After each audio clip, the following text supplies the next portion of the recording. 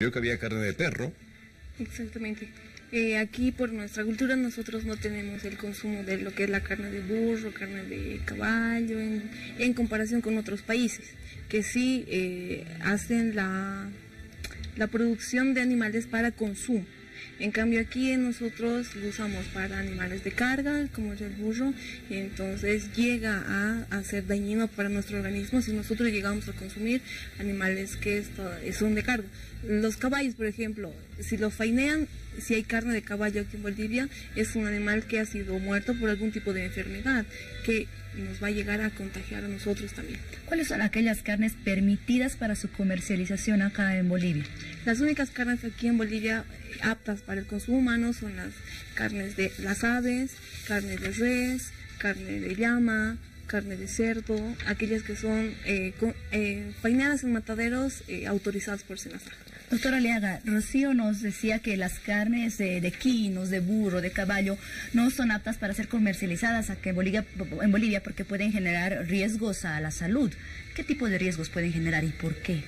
Bueno, como no hay un buen manejo y tampoco hay un tratamiento de un médico veterinario de estos animales que se encuentran en los mataderos clandestinos, estos pueden tener diferentes tipos de enfermedades zoonóticas y diferentes tipos de patologías. Podemos hablar entre la carne en la carne de búho o de los equinos podemos encontrar con la encefalitis equina. Este tipo de animales, como no han sido tratados por un médico veterinario, hasta pueden tener rabia. En los animales, digamos, en los vacunos o las heces, puedes encontrar que puede tener brucelosis, puede tener tuberculosis. ¿Por qué? Porque estos animales no han sido tratados por un médico veterinario. No, y sin duda, lo que nos dejaba claro acá Rocío, ¿no es cierto? Son animales de carga que seguramente han terminado su vida útil haciendo ese trabajo de carga en el campo y bueno, pues o se mueren naturalmente o una enfermedad y ahí los sacrifican, ¿no es cierto? Y sumado a ello los sacrifican en mataderos clandestinos, donde no se tiene absolutamente ninguna condición para que se pueda hacer un trabajo con algún grado de higiene que permita alguna tranquilidad a la población. Hablemos de esos mataderos clandestinos específicamente. ¿Qué es lo que puede ocurrir en un matadero clandestino que puede hacer que la carne se contamine todavía más al llegar a la mesa del ciudadano? Bueno, como son mataderos clandestinos, no tienen las infraestructuras necesarias. ¿Qué pasa?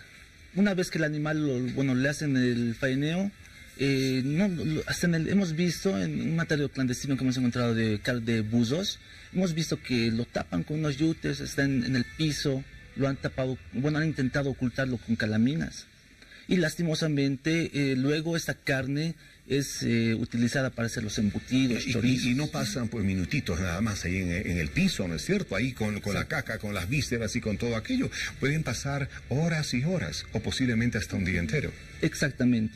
Lastimosamente cuando cualquier tipo de alimento, peor si es un producto cárnico, no tiene las condiciones necesarias, podemos tener tal vez las dos enfermedades más conocidas, pues la salmonelosis y la E. coli, los cuales producen problemas gastrointestinales. Doctora Aliaga, ¿qué características se debe examinar en un animal? No solamente en la carne después de que se ha sido sacrificado, sino pre-faineado y también post-faineado. Porque no todos los animales pueden ser faeneados, ¿cierto? No todos pueden ser sacrificados y su carne destinada a la comercialización. Exactamente. Bueno, tal vez las características más importantes es que cuando el animal llega al matadero, tiene que tener una buena postura. No debe estar decaído o no debe tener... hay características que a veces uno tiene que tomar en cuenta, pero lastimosamente en estos mataderos no... Pero no se ve eso, ¿no? O sea, llega una carga de reses, digamos, de Santa Cruz a un matadero, puede ser legal o no. Ahí no hay quien esté observando si ese animal está bien de salud, o tomándole un examen o haciéndole un trabajo de esa naturaleza. Eso no existe en los mataderos del país. Sí. No sabemos con qué salud está llegando ese animal al matadero.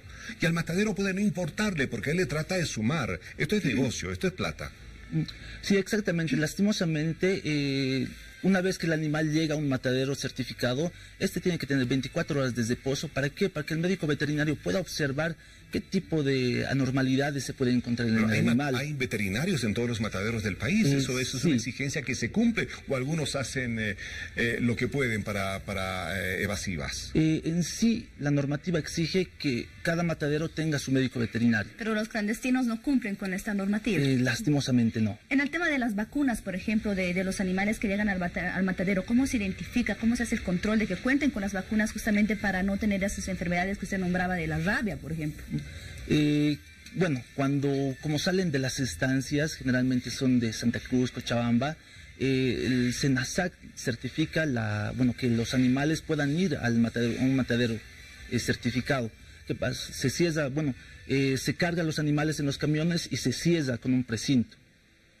¿Para qué? Para que en el transcurso del movimiento estos animales no sean cambiados, porque hay momentos en los cuales cuando los camiones parten, hay personas inescrupulosas que hacen el cambio, bajan animales sanos y ponen animales que han sido criados, clandestinamente, se puede decir, ¿no?